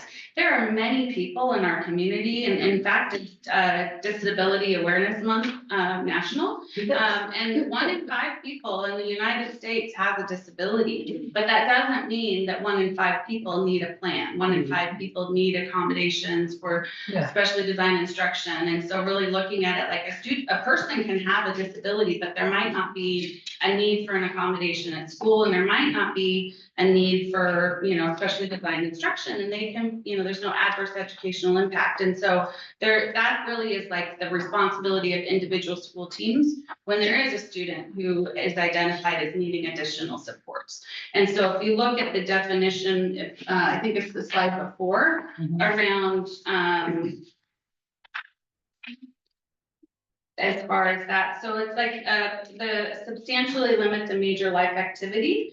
and looking at what their needs are. And so it can be an individual who has a diagnosis, it can be an individual who has a suspected diagnosis, or that others think of as like possibly, you know, like that student might have like X, right? But we're not medical providers, we're not people who diagnose, but we do know that, you know, some students need more and are responsible for making sure to identify that and getting back to them. I encourage him to follow your processes and if he gets stuck, he's fearful it's gonna be Yeah. eliminated from school. And I said, I wasn't sure that that was possible, but that's why I'm asking tonight to make sure that's the case. Thank you. Well, our students have rights and they have rights to come to school and we are protectors of those rights. Yeah. And so, and a lot of that can come to play when we talk about exclusions and discipline and what that looks like. And so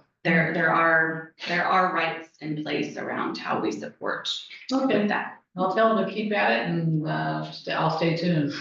Thanks. Is it also true that if there's an instance when we might not have the ability in our district, that we still support financially, right? Yeah. If they can get placed in another school outside of the Mhm. district, it might be set up. And then just around the idea of expulsion, generally, and obviously correct me if I'm wrong, that's connected directly to like a certain type of maybe really harmful, unsafe behavior, Right. not necessarily a young person not engaging in the instructional material Right. or anything like that. Yeah. There's no way I could Is that possibly fair? understand quickly what was going on. I just, Yeah. he seemed fearful. And I was trying really hard to, so he just was afraid the school district was gonna throw his kid out. And I was just like, So okay. there's, and we'll talk about discipline more in other reports throughout the year and what that is and what that means, but it's like really one thing and one thing only that you can get expelled from a school district for. And that would be bringing a firearm to Yeah. school, and that there's laws and regulations around that. Thanks. The language around exclusionary discipline is challenging. I have a hard time with that, but it is what it is. And the reason it's that way is to be clear. So if the district is excluding your child, it's something that we are making a decision about, that you can't come to school for X, Y, or Z. And sometimes it's to do an investigation to learn more and understand.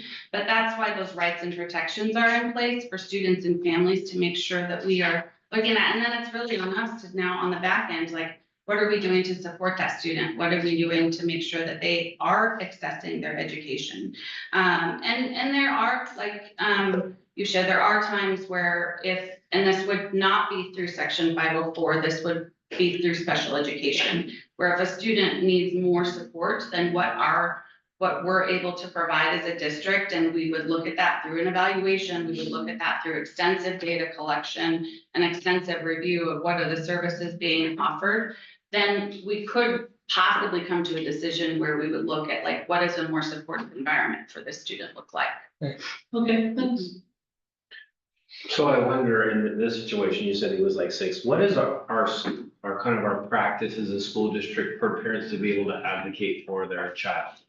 If they're feeling something like this or, you know, Yeah. because they're the adults that are dealing with the child, of course, I'm sure there are things in place, but as the parents, do we have anything in place that they can access, a hotline to call, do they call the school or, just something, is there anything like that like, Council. yeah, or just something that they could put in something, that's what I'm thinking, like, so that Director Kruger brought up is she could say, well, you call this, if you're feeling like this isn't happening, or contact this person, because we don't want to also give the wrong information, right?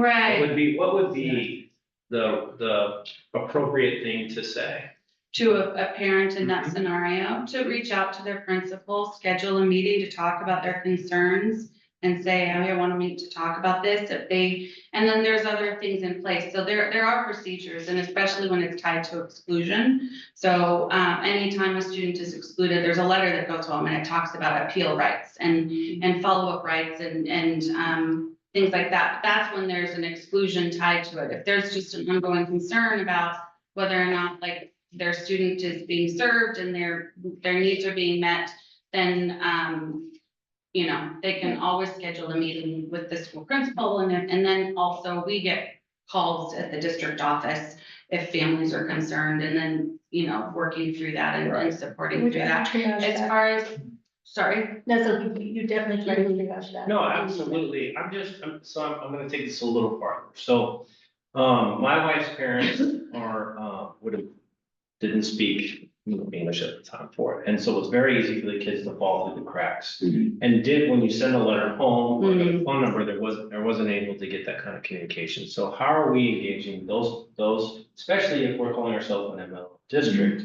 How are we engaging their adults in their home and understanding what the process is, right? And then when I hear somebody say, hey, I'm afraid that my kid's gonna get kicked out, you know, also fearful if I ask for anything extra. You know what I mean? Does that trigger that now it is a problem, so now I want them to get out? So there's that perception, you know, also that's there, right? If you ask for more, then, you know, now you're probably gonna get out, so. So I'm gonna answer your first question Yeah. about what's there available. Perfect. Maybe it's something we can review to see if we have that available. So the state has the state ombuds office, which is a direct line. Any family can do that. If they feel that, if they follow the chain of command here and they feel that they're not getting anywhere, or they feel like the district still, because they might have had a bad experience before, whatever the issue is, the state ombuds actually they only report directly to the governor's office. It's a state agency, and they have actually, because I've worked with them very well over the last 10, 15 years, they have all the languages represented, that they can actually support different language groups as well. And so that's a great resource for families. And so maybe I can look and see if we have that resource as listed on one of our web pages, but it is a resource that's state funded, that's accessible, and they will come to the school, they will be an advocate for the parent to help mitigate a situation that if any family feels, and most of their cases are actually within the special education realm. In fact, a report just came out, I think, like a month ago, within the last month. And so they'll come out. And so, and they're really good, solid people. And they, you know, and when I had meetings with them in the past, you know, when it was special, when I was over special, you know, there were tough meetings because you got different interests but the goal is always to come to a resolution. The ombuds office is that place. And then there's other mechanisms, there's local agencies. I know that there's a multilingual think tank group that also does some advocacy work. So those are things that parents can do. And then they also can parents are always welcome to bring an advocate with them or bring a friend or a trusted friend with them to any meeting that they have. Yeah, I don't think that I'm thinking it's that big of a deal, like that you guys, us as a district, right, the adults here are not handling it. I just wanna make sure how they can access you guys. That's all it is. I think we get way I ahead think of it's a that good early. question. I think it's an issue, but you're actually making me think, oh, do I have this published on the website? Like you're forcing me to think that through a little bit.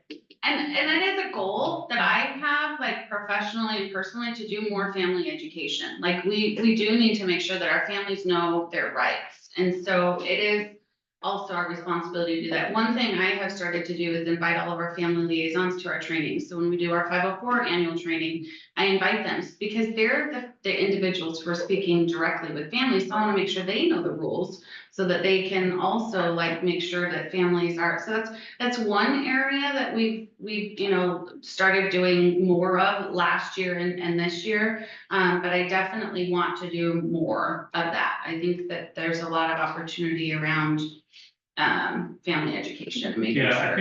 I think that connection between the family liaisons, community liaisons, establishing those relationships, and we've done a little bit of that recently, family nights. I mean, and we've done it, I think, more in the past where you know, pull together a whole kind of ethnic community, particularly the big ones, and establish those relationships with the community liaisons. So then they're set up. If there's an issue, they know who to talk to, you know, somebody who speaks their language, somebody who interpret the culture shifts and so forth between it. So you have to set those relationships up so they're aware of it. Mhm. And I think we could do a little better job of that. I mean, we've done some of that in the past and we could do a little better job of that, I think. It makes me wonder too, like even on the letters that go home, and I'm assuming they go home with the language that the family speaks.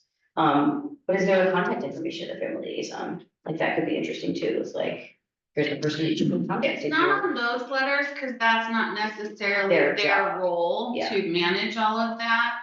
The contact information is gonna be to the principal and then to the district office of like, if you have a concern around like, and it's all of our compliance officers, so myself, Aaron Dragonov and Gabe Gutierrez, like, we're the compliance officers and that information goes on all of the rights and things like that, but that wouldn't be specific to family liaisons, and we wouldn't want them to be the ones fielding all of the calls if there's a concern. I think it's But, more but like I think it's more, I see where you're going, Yeah. trying to think about like, now how do we, you know.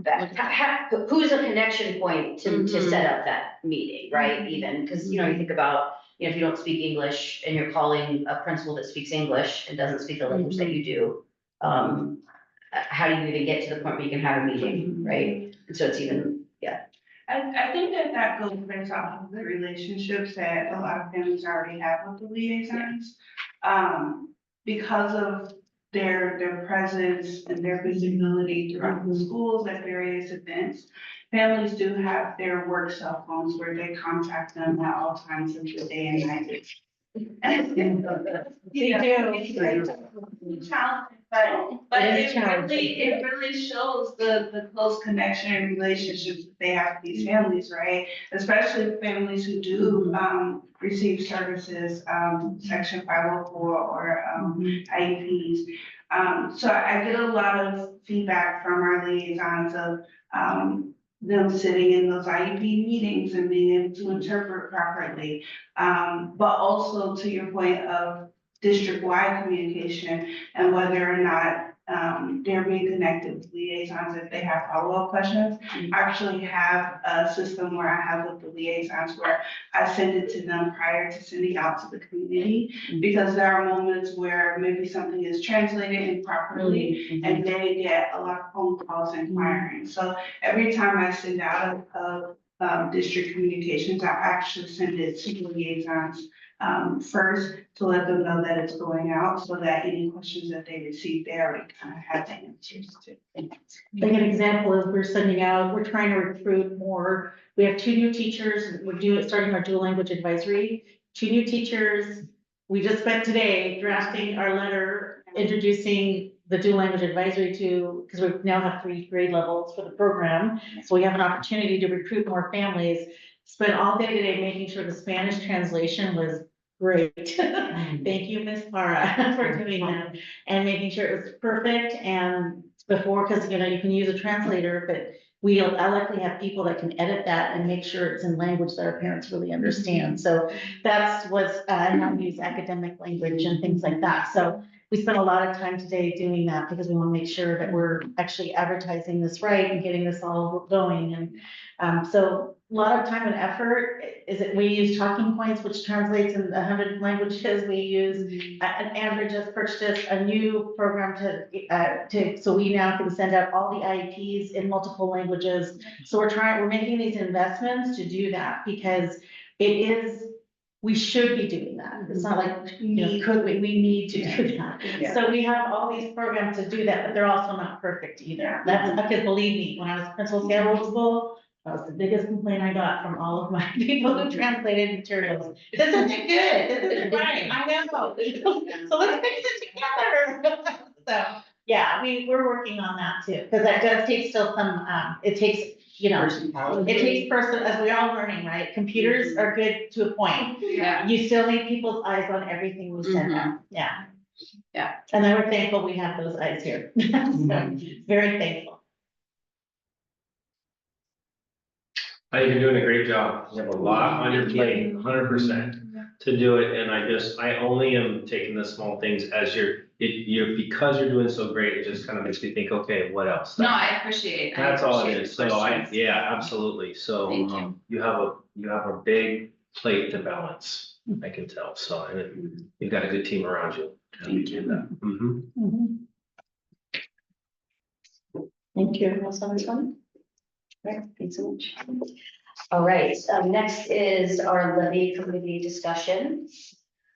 So the attachment was kind of funny. Yeah, the attachment is not, correct.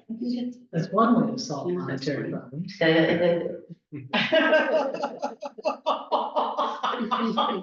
thought she was great.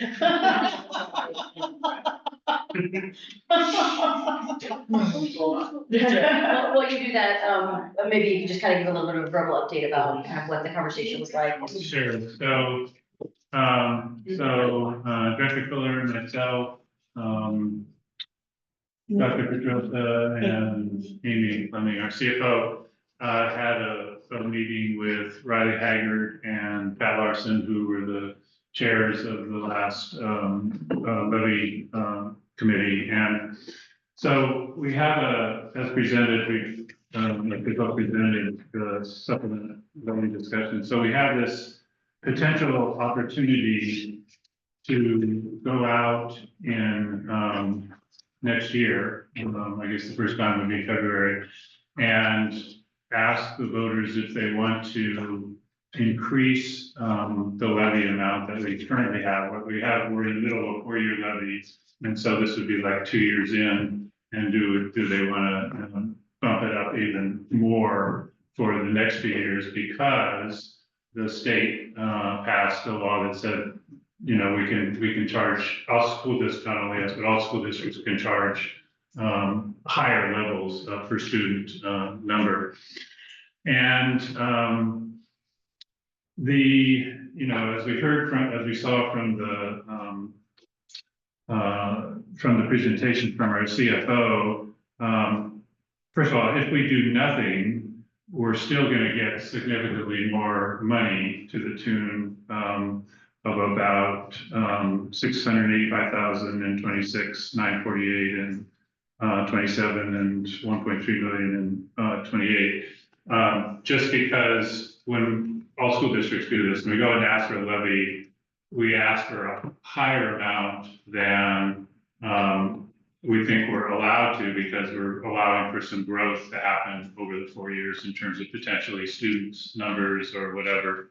And so we can basically take all that without doing a vote. Now, there's actually some more room based on the law that we could ask for even more than that, which would give us, I think, another 435,000 in 2027 and 81,000 in 2028. If we asked for, went out and cranked up the whole mechanism to do a levy again, which, it cost, we have to pay King County 35,000 or something to run the ballot measure. So we posed that to the levy folks, and both of them were not excited about doing that, because first of all, it's, as I've indicated with the numbers, it's not a huge amount more money. And in this current time where the city just got off, the highest property tax increase in the county last year, the voters, probably are not going to be in a great mood for particularly coming out in the middle. They're used to this 4-year cycle. And then both Riley and Pat said, also the timing, they would have very little time to crank that up, and their schedules were busy. And so bottom line, they were not excited about that. And then Dr. Rosa, I mean, you can speak for yourself in terms of the load on our staff to do that. I mean, you want to? Yeah, I just shared that right now, since one of the things that happens with budget cuts is everyone's taking on another department. Hello, Director of MLL, anti-racist discipline, I can just go on, equity, IT, here we go. And so just sharing that when we did the campaign the first time, that was a lot of work that we did. Took a lot of evenings, a lot of time, and I would love to focus our efforts, I believe, on the future and making sure that for the 2028, which actually doesn't happen in 2028, we all know happens in 2027, and even a little planning before that, gearing up for a strong bonds and a levy campaign in 2028. So that's just, and both Riley Haggard and Pat Larson, who were the former co-leads of the levy committee, felt that this today, at least this time, is not the right time to do that, but to spend our efforts in a future levy campaign. Yeah. Go ahead. Yeah, and so that in combination with the fact, I mean, there will be significantly new money coming in doing nothing. And so is it worth, relatively small amount to then I think, incur all that? yeah, I think for me, after the big conversation we had at our last meeting, I walked away feeling like, doesn't really seem like it was the right move. Knowing that I could be swayed if Pat and Riley came back and were like super jazzed and thought it was a really good fit. Soon that they had an And they also, not the right choice. yeah, they also expressed the same concern because the other issue here is in 2028, we want to come out with a bond. Yeah. Now, levies require 50%, bonds require 60%. And my experience is that voters have long memories. If you get them upset, they will kind of remember things for you. I mean, people who are still talking about, the fact that bond with the regulatory Yeah. center. And so, And that was brought up in our meeting, by the way, I will add. Mhm. and so, risking, I mean, Riley and all the crew that does the campaign has done a fantastic job over the last 2 cycles in getting well over 60%, but not a lot over 60%. So, that puts at risk potentially a bond, and we really we'll need to have all our kind of ducks in a line to get, particularly Cascade View, which is in dire need of replacement. So,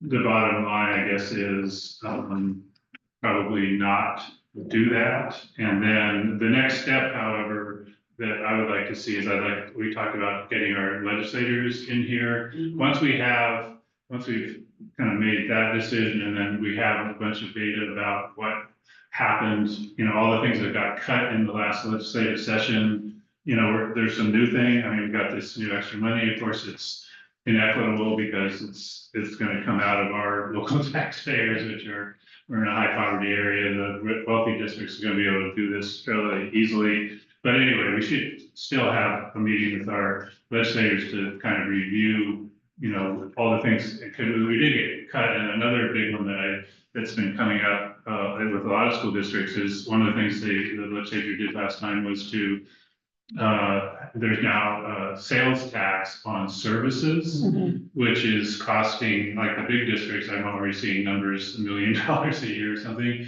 I don't know what our number is, probably a couple $100,000, 100,000, something like that. But anyway, that in combination with a lot of the other cuts in terms of our outdoor education, in terms of potentially OSSI and all that, we really need to educate our legislators about the impact of that. And I think the sooner you do that, the better, because they've been hatching plans of what they're doing this session all summer long. yeah, sure. So if you wait till December, I fear it's the water's under the bridge and you'll just be talking to an echo chamber. Yeah, Really no, I wanna think, Get them front and center now. yeah, sure. I mean, we can, if you want to invite them to the next meeting, that's fine with me. I mean, as long as I just want to have our numbers ready in terms of what the impact was, and then we can lay that out to them, and the fact that, we're not planning to do this levy and why, and then talk also about, I've got several suggestions for them, which I've been pushing for years to, in order to help us out with the inequitable funding system, things like transportation for McKinney and Mento students, the high poverty LAP money, things like that, and just present all that to them and then see what they have to say. And we can invite all 3 of them. The chances of all 3 of them showing up probably not that great, but that's okay. Invite as many as can, and and then I can meet individually with them afterwards. They've been meeting with the mayor on a monthly basis, all three of them Yeah, taking yeah, photo ops, yeah. they should be able to make it Yeah. one trip up here Yeah. to an organized school board. I mean, we've never asked all three of them to come before, so, but now's the time. I think it is, yeah. Amy, when do you think is a reasonable for you to have the numbers that Director Larson's referring to be able to have an informed discussion with our legislature? So Amy Fleming, CFO, so the numbers are in the presentation. I think the only time the numbers would change is based on, what the actual assessed valuation is, and that's really hard to determine for 2027. What that number is going to be, I assumed a 3% growth. So it could be 0%, it could be a negative number, it could be 8%. So I mean, we just don't know what it looks like in the future. And then also monitoring our enrollment, because that's also the other factor in that calculation, so. As a rule, but for scenario purposes, we can use that presentation that I. Yeah, this doesn't need to be precise No. answers at all, it's just rough, and the other thing is, if we could get an update to this one. Yeah, now that I won't be able to get completed until I have deadlines I need to meet with the state, and those are coming up, and so I won't be able to get to that probably until first part of November, so, Okay. yeah, I'm like heads down trying to do. So if that's something that we want. I don't know, I think we can, I mean, it's not gonna change. I mean, we're still multi-million dollars down, so I would probably not. We don't need it necessarily to tell the story that we need Yeah, to yeah, tell. Yeah, okay. Yeah, Well, so if we get the additional data in, then you can follow up with the details, Yeah, sure. after, which is typical when they assign Yeah, staff, et sure. cetera, okay. yeah. Great. Who is, are you going to extend the invitation then, to the I October think meeting? I think it should, if it's a formal if we wanna do it at our board meeting, it should probably come from. Yeah, we're actually working on a date to figure that out, and then timing wise, and then we have a list of things to pull from, so it's just a matter of setting down and creating the date. Okay. Yep. Yep. And we could do one of our regular meetings or separately. Okay. Sure. Sounds good. Great. Any strong feelings otherwise about the levy? Or are we all feeling okay with our decision to not move forward? One question though, so just so I'm hearing this right, so we're gonna have a date, you're gonna invite all three here, you said something about December. I said, don't wait till this. We're gonna do it as soon as possible. So as soon as possible, we'll know something, when will we know? So when should we kind of figure out the date? Will we know that this week, next week, what's our, give me You a guys time. want to come to your next regular board meeting, Yeah. October 28th. Okay, If you want to have a special board meeting, it could be after October 28th. I would give them at least a 2-week head start. And then, November, we only have one meeting. So depending on people's schedules, could you have WASA that week before the meeting and then Thanksgiving after the meeting, and now we're in December. So I would say sometime in November, if you want to have a special meeting. Probably too early, the first week of November maybe or something. I mean, I don't know what the agenda is looking like at the next October meeting, but, I mean, this discussion should probably, I mean, depends on who wants to start talking a lot, but, 20 minutes, half hour. I was recommending that maybe, because November 11th is usually our regular work session. We don't have it because it's a holiday, so so we don't have a meeting scheduled. No. We do have the 25th with our regular school board meeting in Oh. November, but my suggestion was maybe do the 4th in a special meeting and do that. That's my That would suggestion. give it, that way we can actually give them a full 2 weeks. Yeah. Because everybody would have to ask them. to. yeah. Okay, So that maybe be the tentative plan, which I think they're. First order of business, because that's election time, so they'll probably have a lot of parties there. Oh, that's right. Oh, that's- Election. There's election day. Maybe we can do the Oh, 18th that's instead, we can do the 18th instead, which is the week before the 25th. Oh, okay, that's right. Yeah, our CFO Fleming. I think they'll be up in the area on the 4th, and if we just don't hold them for too long and have our meeting at like 6 or, and results will come out after 8 o'clock.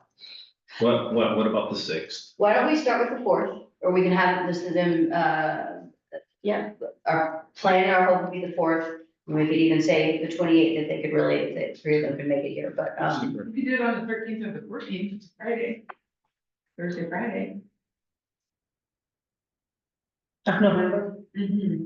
Yeah, I'm not here, but Oh, you yeah, guys that's could, but right. you can have a meeting without me. I mean, I can listen in. No. Okay, no, okay, all right. Everyone's favor. Darn it. No, just kidding. So if we're okay with it, we say we'd like to have it by the second week in November. And then Dr. Pedrosa, Ms. Core, and I can work to, okay, Yeah. the legislature, see which one's gonna work. Yeah, we can just offer them Thank you. 2 dates. Yeah. Yeah. Mhm. Yeah. Okay. Perfect. Set. All right, so the next item up for discussion is our policy number 2020. If I remember correctly, this is the one that we looked at last meeting, which, Director Larson had pointed out that there was a statement around universal design that was taken out, so that was now added back in. But it looks like most other things are unchanged.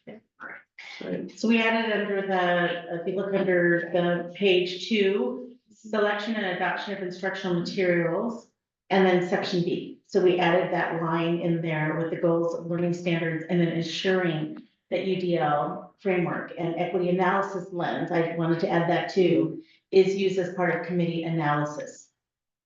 Look good to me. I'm good. So we can probably put this up for, action at our 28th meeting. Yeah. Great. All right, any other edits or anything folks want to see on this?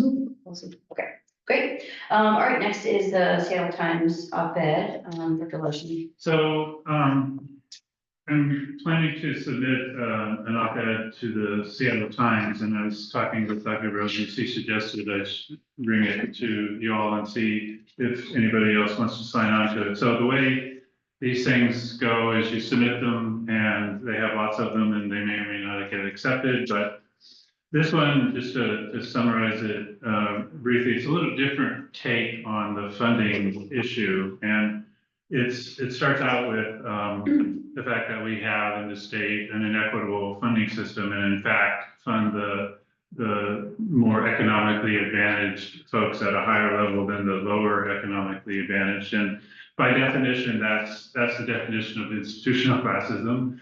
And when you pair that with the fact that the disproportionately low-income families from low-income backgrounds come from American Indian, Black, Hispanic, and Pacific Islander students, almost twice the ratio of Asian and white students, you immediately move to that's institutional racism. So putting that out there and along with that's what the state's doing, and then of course with the federal government now, we've moved from a war on poverty to the war on people in poverty by removing, Medicaid, healthcare, and different support systems. We have a pretty dire situation going on, and what it calls for is a changing in particularly state policy, and so the last legislative session they did HB 2049, which pushed more funding into the local districts, which we just talked about, and including into the high poverty areas, which is horribly inequitable. That's going to make the system even more inequitable. And then also in 2049, they set up this equity and funding committee, which Dr. Pedrosa is on and Mary Furtado is on. But that's the legislature's way of just kicking the can down the road. They don't want to deal with it, and so that's going to go on for a couple of years, and who knows what they'll do as a result of that. So anyway, as a result of all this, and then the bottom ad line is an ask to, what the legislature should really do is, there's a couple of bills out there that to start to move the funding system back to a more equitable kind of system that the Senator Noble's 5120 to put more money into high poverty schools, and then the bill to actually fund transportation for McKinney-Vento students. So anyway, that's just the gist of it. And so I will submit it on my own. If anybody else wants to sign on to it, that's fine. Or individually, or if we want to do a motion and approve it here, I can put, my name and then representing the Tuckahoe School Board. And then Dr. Rosa, you can do whatever you want. So anyway, there's several options there. And I'll just share what we're doing from the superintendent group, just so there's context. So much of the same line, but a little different approach. The superintendent, I'm also, so I'm a part of Chris Rechtall's OSPI's equity and funding group. So we just wrapped up, we have our final meeting Thursday. My team is focused on student-centered funding. That's the group that we're working on, is how do we change the system? Because right now it's a prototypical model, and we all got that training, right? Where one school, 440 kids, you get exactly this number, this number, this number, but there's no accountability except for supplemental funding for actually meeting kids' needs that are maybe homeless or are MLL learners or have disabilities on. There's separate funding pockets, but it doesn't match directly, right, to support all of the needs of our students. So my group focus was on student outcomes. In the group, we have drafted an executive summary with our intent about, so this is what we recommend happen next. So that's one thing that's happening. I'm also part of the University of Washington's superintendent group that actually, and I've been on that for 3 years now, 2 years, it's been 2 years. It feels like 3 years, but 2 years, maybe 3. I think it's 3, I'm not sure. But anyway, that group has started this conversation, the same conversation that the state cut up with about how do we really learn from other funding systems. About over 30 states in the United States actually have a student-centered funding system. We don't, and Washington State does not. And so we're advocating for us to learn from those states because a lot of them have really strong funding systems that support all the various needs of students and actually get funding to our scholars.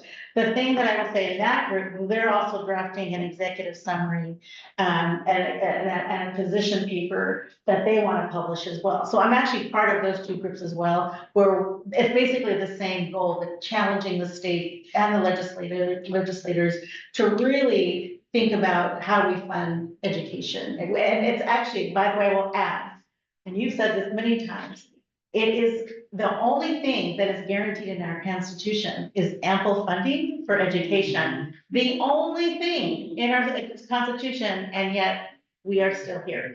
And that's all I'm gonna say on that. But I wanna say that I'm also part of additional efforts to get in writing to our goal to ensure that all of our students, especially, I'm saying, representing Tukwila in all of these spaces, that our students, which have lots of diverse needs, get what they need so that we can serve our scholars here.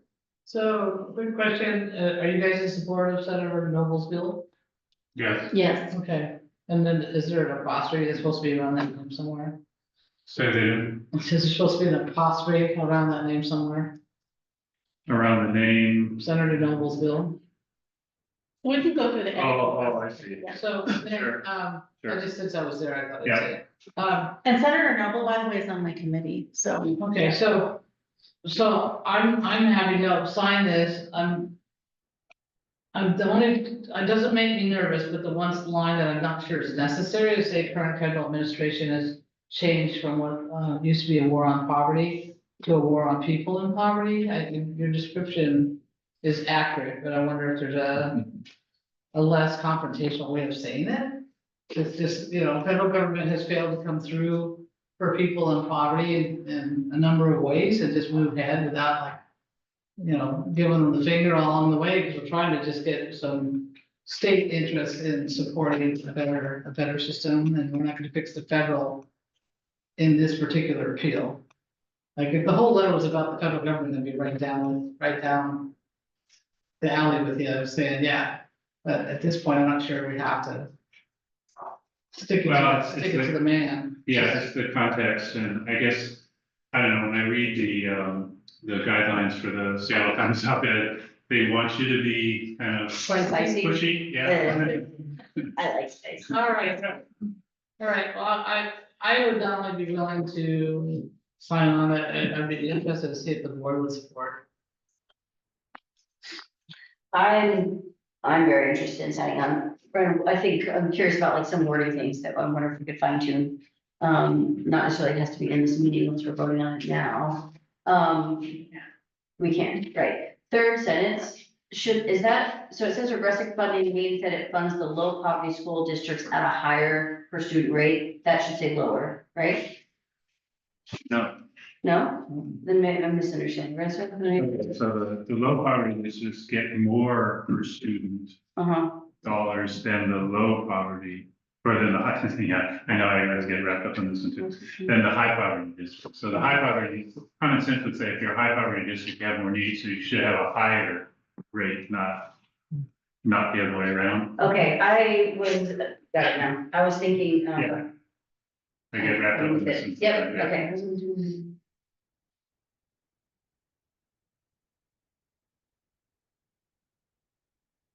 If you're talking about low property versus low poverty. Right, different concept. No, see, there's the readers paying attention. Okay. And then, is that the right way to say, so American Indian, Black, Hispanic, Pacific Islander students are all over 75% families with low income? Is there a better way to say that? I don't know, I don't know, stated. Maybe represent, so, or, no, that doesn't make sense, okay, never mind, I don't know. The sentiment of the letter I'm all about, so I, put forward a motion to, send. I will say that what the Seattle Times also does, they will put their editors on this and they reserve the right to tweak the words. I mean, they commit not to change the meaning or anything, but they, put their little editorial. I see the correction, I will move to have it added as an action to approve at our next meeting, is that right? Okay, great. Oh, can we not? We can't have a. It's not a board can't do meeting. any action. Yeah, we can't have business. We didn't list it Action in is the special. Yeah, Okay, so board work session is more of a discussion and. okay, that's fine, yeah, I do want to submit it by the end of the month, but that's, Yeah. we can do that. Maybe get the wordsmithing in before, if there's a couple suggestions, start to listen. Any concern on your end? Okay.